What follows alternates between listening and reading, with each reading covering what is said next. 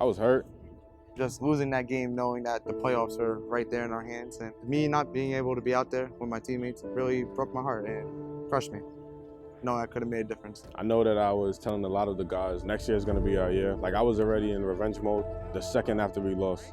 It gave us kind of like a fuel to want to go out and do better. As seniors, we wanted to leave a mark on this program and take this program to a next level. And we wanted to be the team that everyone talks about for the next couple of years.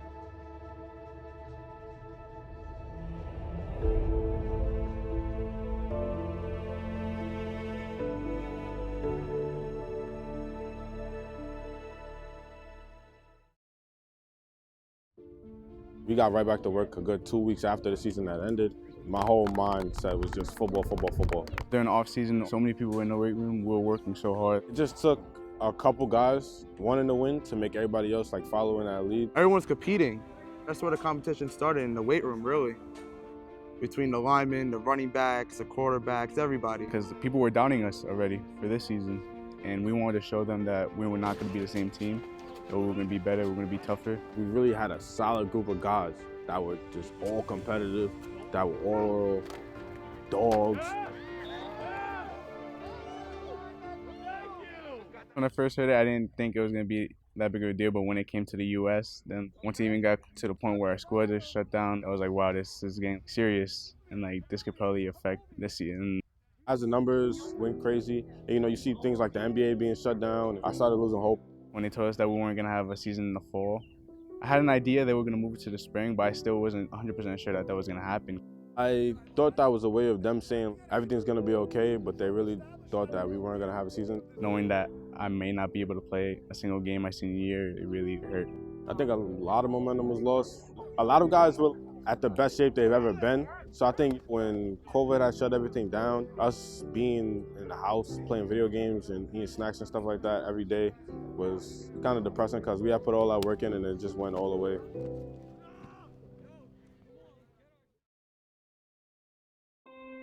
I seen a couple kids from like other schools post their schedule, and that was the first time I wanted to make sure everything was real. And then I texted Gus 4-hour schedule, and he told me that everything was gonna be okay and we were gonna have our season in March. I just tried to make sure that everyone was focused for that first day of practice, and to make sure when they come to that first day of practice that the only focus from that time on till the end of the season is just football. When you look at this group, we're all friends before we are teammates. Like, we all talk to each other in school, we talk to each other out of school.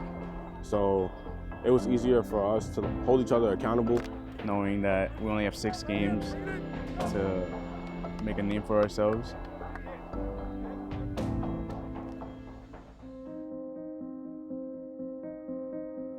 At Seaford, I tore my ACL, and that injury itself is just such a hard injury to come back from.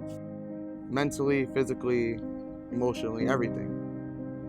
I just wanted to prove that I can be the person that I was in my whole life playing football.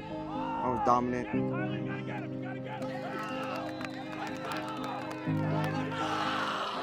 I was talking to Gus in September. I was like, Coach, I can go to the line because we need a foundation. And we start from the line, and then our running backs come. I was really excited for that, knowing that he was going to join me on the line. Any way I could help was just wanting to win with this program. He's a pretty smart football player, so I think he was going to adapt pretty quickly, and he's built sort of a lineman too. From linebacker and running back, it was easier than what I thought because I just love hitting people, and if you beat the person in front of you, you'll win like 90% of your battles.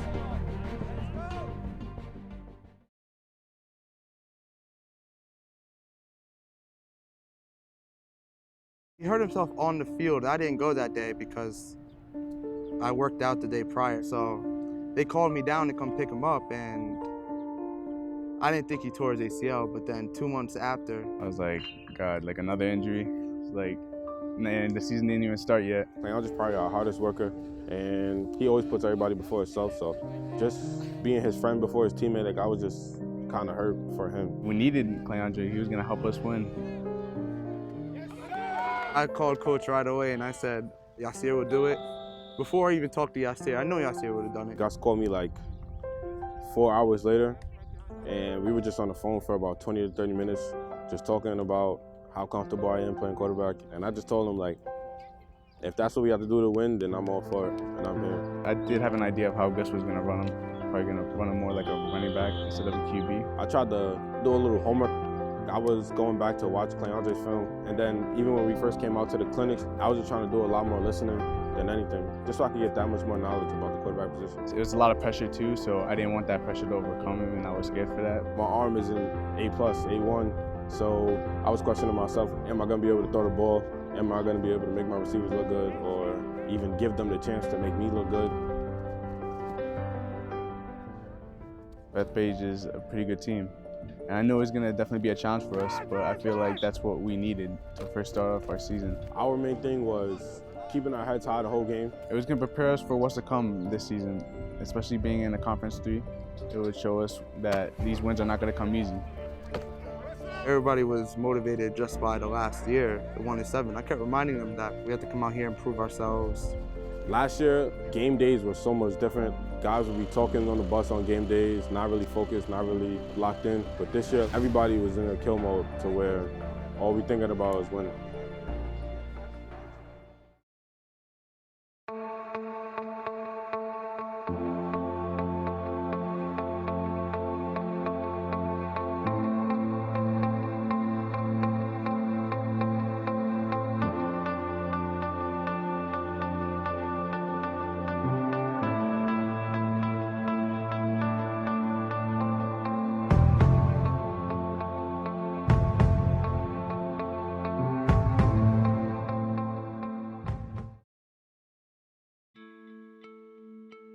The thing is, that whole game, we were a part of it the whole time. Once I saw like how our defense was doing, and after that game, I was like, we have a pretty good defense, then we can put some pressure on the other team's offense. I think we created 4 turnovers that game.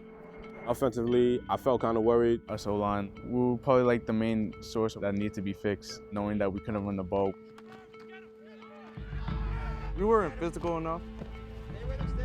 This can't be what we worked for. It was like a wake-up call, really. Our first bus ride home from Locust Valley. Last year, we lost 48-0. And that bus ride home was full of chatter, laughs. Like, we didn't lose the game, like we won. And the bus ride home from Bethpage was silent. We were all disappointed in ourselves because we believed we could have won that game. We did not want to be just an average team this year. We wanted to be a good team, a great team, because South is always not the best team. And for us trying to be one of the teams to be pretty good in South history, then that's what we're aiming for.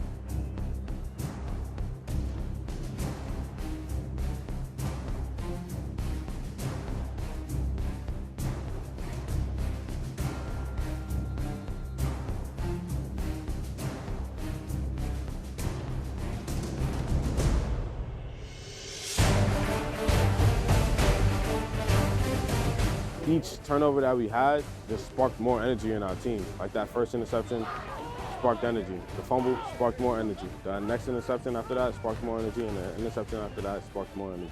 No matter how much we're far up by, we still have a whole half to play. The game isn't over, and trying to keep everybody focused because the score is 30-13, but they could come out, score 2 touchdowns, and then the game be tied just as like that.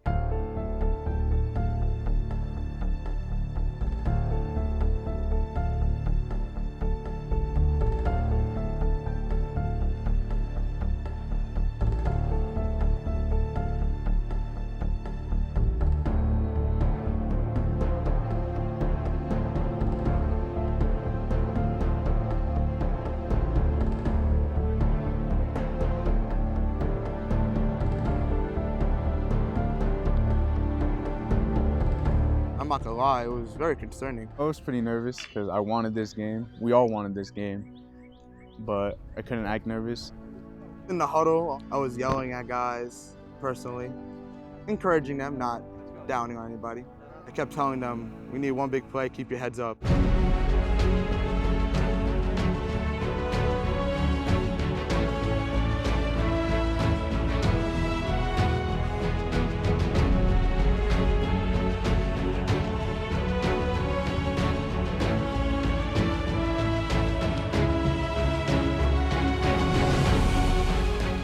It showed that Gus had trust in Yasir. I wasn't 100% on the game at all, and for him to go to 2 big pass plays on the 4th down, it just showed how much he cared and how much he believed in me as a player.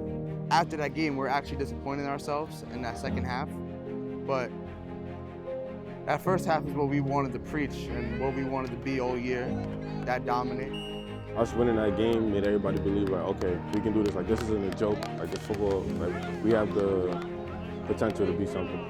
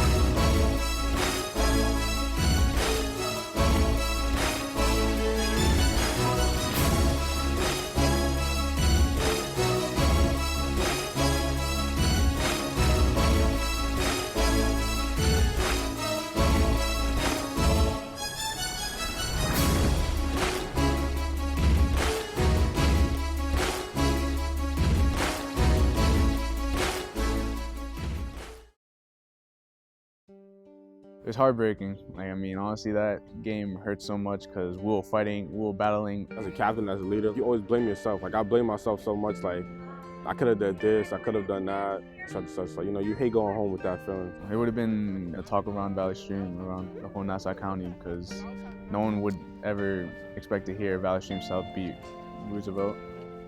At the end of that game, the coaches were saying, it was good, it was a great game, but as me and Yasir, we looked at each other like, we gotta get better. We can't accept losing because we weren't mediocre.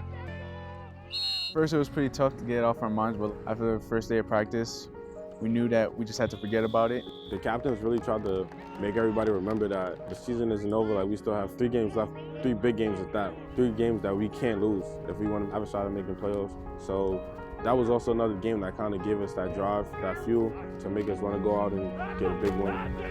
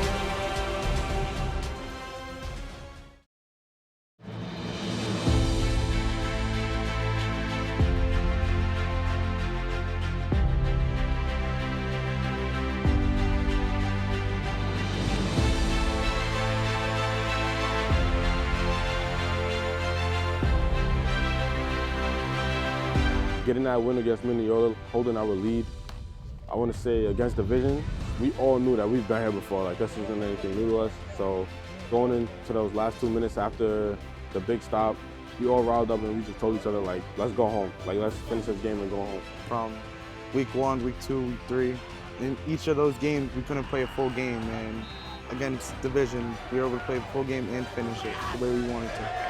Let's go! Playing Hilo on a Friday night, under the lights, their senior night, we took it as disrespect. We wanted to crush them. I've been with Coach Gus for 3 years now, and that's all he talks about every time we're scheduled. Homecoming, senior night, senior day, why would they pick us? They thought we were just gonna be another trash Valley Stream South team. It was just another one of those things that gave us fuel.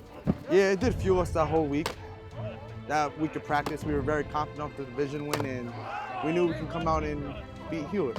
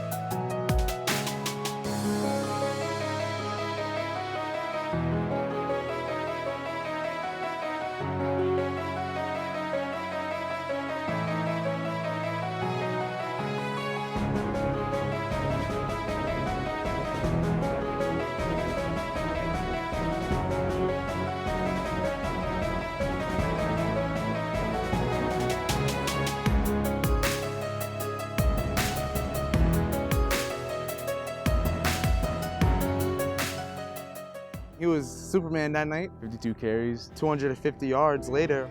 The numbers speak for itself. When you run for 250 yards or 3 touchdowns, you really can't say anything about that. Just be in awe.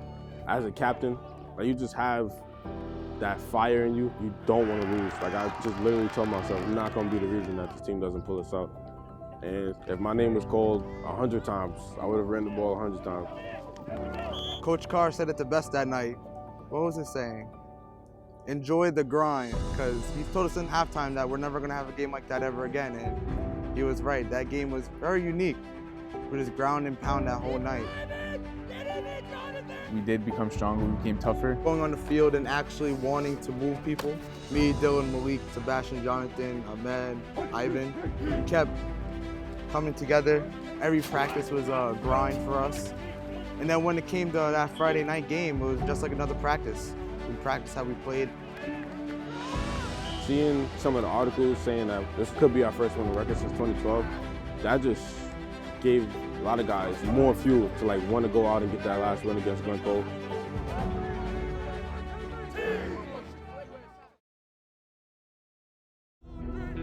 Last year, we were in the same spot that Glen Cove was in, and we know that football is football, and at the end of the day, you're still going to have to beat a team. Like, no team is really just going to roll over. They did have some big bodies, they did have some good kids on the team, and we weren't a good enough program yet, or a good enough team where we can look down on anybody else, because everybody else looks down on us. That Hewlett game, I was fine the whole game, and then I think on my like second to last rush or third to last rush, I got tackled wrong. And then first thing I grabbed was my knee. I went to recovery the day after, told me I sprained my MCL. It looked pretty serious. He had a brace on, and if you took that brace off, you wouldn't be able to walk without it. They told me I was done, and then I went back to the doctor on that Monday. We had to go next man up, but I would be lying if I said I wasn't nervous. I did have some doubt, and I didn't really think I was gonna play. But as soon as the doctor gave me the okay and told me that if I do the right things, then I'll be able to play, that's exactly what I did. Didn't even hesitate. He's one brave, tough kid, and he was our whole offense. Superman to a next level. He's one hell of a football player. We get weekly tested, and the week leading up to the Glencoe game, I got results back, and the results came back positive. Dylan missing that game was huge for us. He's one of our main pieces on the line, and without him, our offense tends to go down sometimes. I couldn't believe it. I didn't think where I could have got it from, knowing that I wasn't going to be able to play the last game with my guys for the last time. It really hurt because I felt like I didn't leave it all out on the field against Hewlett. Just for Dylan, like, who doesn't want to play on senior day, the last game of their high school career? I knew it probably was heartbreaking for him. Knowing that I couldn't be there for them, it just sucked. But I just told them that no matter what, y'all still gotta play your hardest. Y'all still a great team, and I know that you guys will still come out with a W.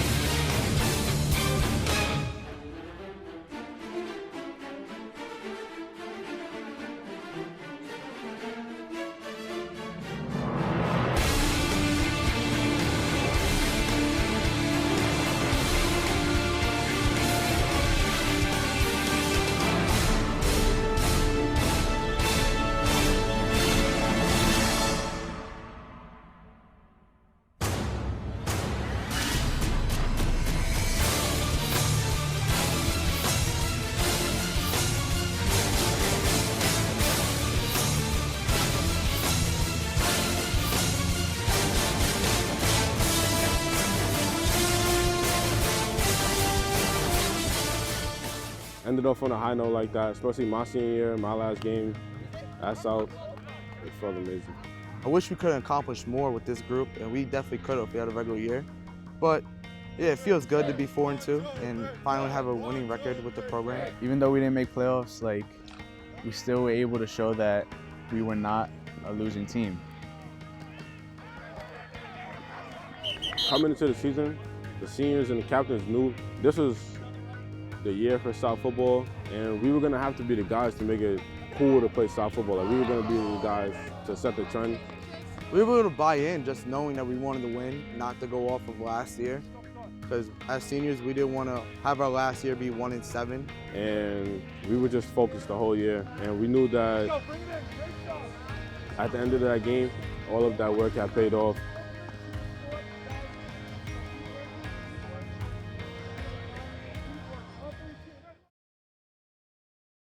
That's what I remember is having fun, that we're one big family, especially this group of kids, this group of my teammates this year. We created bonds that can never be broken. The guys that go to school at South that play on the football team, like, there's guys that you don't see in your everyday life. There's nothing better than playing with teammates that you love and care about. Just having the pride and being able to put that sticker on my helmet is just something I'm never gonna forget. Knowing that it was gonna be a lot different and we had to adapt. So knowing that we pushed as hard as we could and we were able to make a change to this program this year, that means a lot to me, and that's something I want to remember forever.